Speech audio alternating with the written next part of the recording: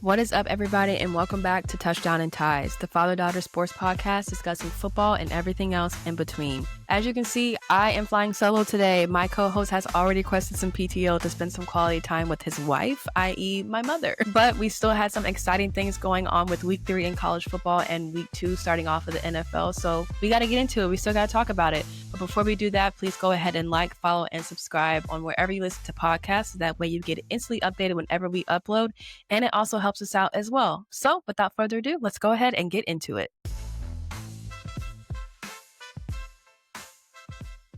Packers and the Commanders kicked off Week 2 on Thursday Night Football with Green Bay once again making a dominating statement with their victory over the Commanders. And the big talk this week with that game was, of course, going to be the Packers' defense as they completely dominated Jayden Daniels and his offensive line. For a guy like Jayden Daniels, who tends to do really well with running down the field, having motion, making scrambles, doing all the things to win the game, they kind of just really couldn't get anything going this week. So Washington actually got off to a pretty slow start this week on offense, and that's all thanks to Green Bay being so productive on their defense. With only allowing 230 yards in this game, the Packers were able to limit the amount of explosive plays that the Commanders were able to make downfield on offense. The Packers' zone defense was very, very effective in controlling Jayden Daniels and disorienting him on the field, which is not something that we normally see from him. Unlike man-to-man defense, when you're only focused on the guy directly in front of you, the zone kind of allows you to keep your eyes on the QB and the rest of the offense. Their increased pressure on Jayden Daniels kind of forced him out of the pocket more and for him to make some decisions quicker than he normally would. Jayden Daniels himself only finished the game with 7 scrambles, none of which actually ended up in first downs, and only 17 yards rushing. That's actually the second fewest that he has had in his entire career, at least with the Washington Commanders. And on top of that, the Commanders do have a rookie right tackle in Josh Connerly, and while he's going up against a vet like Micah Parsons, there's naturally going to be some adjustments that he's going to have to make. The Commanders have some time to make their needed adjustments, which should be an easy win against the Raiders next Sunday. No offense to them. And Green Bay's on the road for the first time this season as they head to the Browns, so we'll see how they do. But I have a feeling that they're going to be just fine.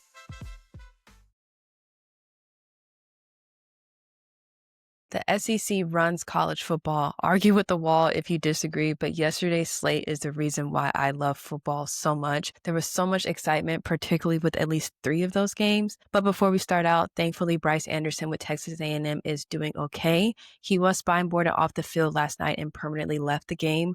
Football's all fun and games for us, but there's a huge risk for these guys every time they step on the field, so I'm glad that he's doing well. Texas A&M was able to actually come back and get their revenge from last year's game against Notre Dame. The game was pretty much close the whole entire time. There were multiple lead changes, explosive plays on both sides, but unfortunately for Notre Dame, that turning point had to be with the mishandling of the snap that would cause the missed extra point, leading to only a 6-point lead rather than a 7-point lead. After that, A&M gained possession again, and Marcel Reed then makes an unbelievable 4th and goal touchdown pass to their tight end, and then the extra point is good, ending the game 41-40. Once again, those little mistakes do add up because what could have tied the game ends up sealing the deal for the Aggies. And then now going down 0-2 to start your season, it may be hard for Notre Dame to make a convincing bid for the playoffs later in the season. However, with this new college football playoff setup and also waiting to see how other teams perform, it's not like how it used to be when you can lose only 1 or no games at all and then that's it. But we gotta have to see how everybody else does. So there is possibly still a chance that they could do it. But with a loss like that at home, at a night game, the committee is going to factor in all those things to kind of see what happens with them.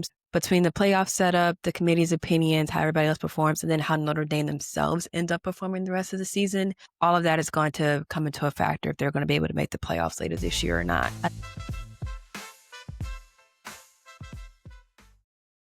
Another big rivalry game in the SEC this week, of course, was Florida going into Death Valley at LSU. LSU ended up coming out on top with a 22-10 lead over the Gators. The rivalry at Death Valley did not disappoint. From pregame to mid-game to post-game scuffles with the coaches in his press conference, the Gators and the Tigers did not let up that whole time.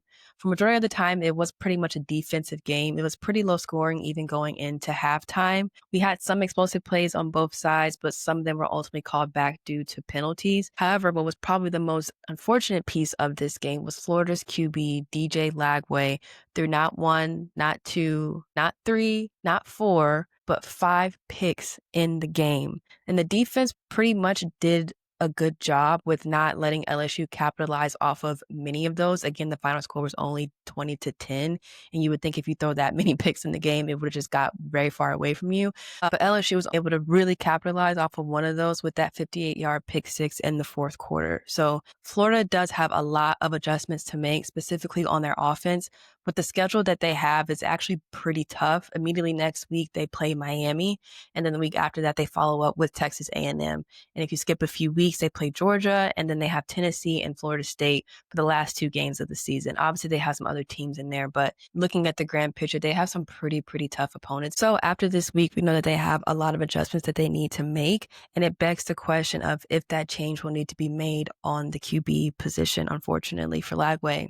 And finally, in the SEC, the Dawgs and the Bulls did not disappoint. That was probably game of the week right there for me. Easy. The Bulls were dominating in the first quarter. They had 3 possessions, 3 scores, and it was looking like Tennessee was going to run this game. But shame on you and me or anybody else who thought that Kirby Smart and the Bulldogs were not going to come back and make a statement in that game. Georgia did not have control over Tennessee's offense pretty much at all starting out, but they quickly calmed things down, making that stadium very quiet in the second and the third quarter. And then the fourth quarter hit and Tennessee kind of lit back up again, specifically on defense. They got a lot of key stops when they needed to get themselves back in the game.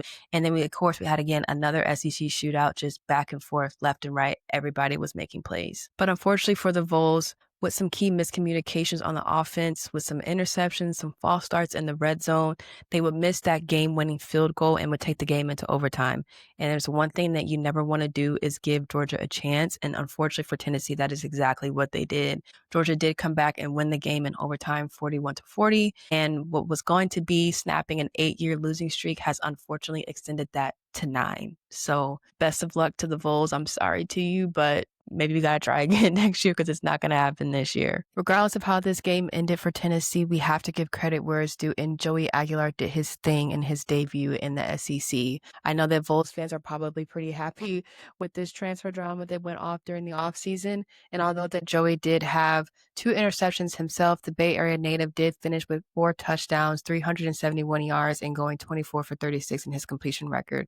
Because if you look at how UCLA did this week and kind of just to start off the season in general, I don't think the fan base is really having any FOMO right now. So overall, Joey's future is looking pretty bright in Tennessee, and I'm excited to see how they're going to do for the rest of the season. And closing out the college football wrap-up is Michigan's largest home win in the last 50 seasons with their victory over Central Michigan, 63-3.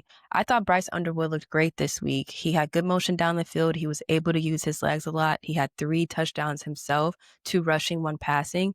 And I like what I saw from him and the rest of the offense. Actually, we had 8 rushing touchdowns from 6 different players. So we got a lot of offensive touches this week. And then we had 1 receiving touchdown from Michigan vet Samaj Morgan. The defense looked good as well with 3 sacks and 1 interception. And in total, Michigan had 381 yards rushing and 235 yards passing. I'm obviously happy that Michigan won, but this is what's expected for a team like this. I mean, you play Central Michigan. This is not really a tough team, and I'm in no way, shape, or form expecting them to dominate like this against tougher opponents, but I at least want to know that there's a chance for them in the games when they're playing, which is something that we didn't see against OU. We have Nebraska and Wisconsin the next couple of weeks. I would like to see them take these risks that they were taking this game against Central Michigan. Obviously, they still utilize the run game a lot, which is just something that we know at this point that Michigan is going to do, and they're probably never going to, stray away from. But hopefully with a quarterback like Bryce Underwood and having reliable wide receivers in your locker room like Samaj Morgan on the team, we won't shy away from making these explosive plays downfield that aren't just utilizing the run games on its own. Head coach Jerome Moore, he'll still be serving his 2-game suspension into our game against Nebraska next week. So we'll kind of see how Michigan fares without him at the helm. But it's not the first time, unfortunately for Michigan, they've had to play a game without their head coach at some good games. So they are all too familiar in this situation. So I'm confident that they will still do well next Saturday against the Huskers. All right. So that's going to wrap up my very quick solo episode of week 3 of college football and week 2 of the NFL, part 1 of that. We'll have another episode on Tuesday, wrapping up all the games that happened this Sunday and our doubleheader of Monday Night Football. I hope you guys enjoyed this. I hope I touched on some good points, but obviously talk yourselves away in the comments. Let me know what you think. Let's have some conversations with this. I love seeing you guys do that. If you haven't already, please go ahead and like, follow, and subscribe to us wherever you listen to our podcast, as that way you can get instant updates when we upload, and it also helps us out as well. All right, now y'all stay here till we get back.